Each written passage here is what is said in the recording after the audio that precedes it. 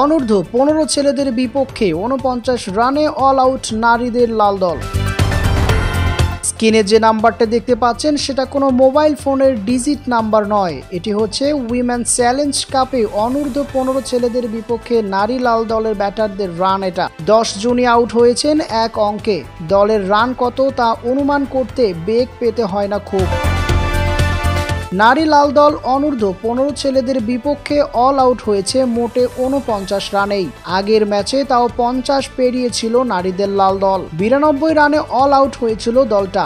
ম্যাচটা হেরেছিল 87 রানে, তবে আজ সেটাও করতে পারেনি নারীদের লাল দল। 50-এর একটু আগেই গুটিয়ে যেতে হলো দলকে। নিগার সুলতানা জ্যোতির দল আজ শুরু থেকেই ব্যাটে ধাক্কা খায়, ধুয়ে বসে যান তানজিম।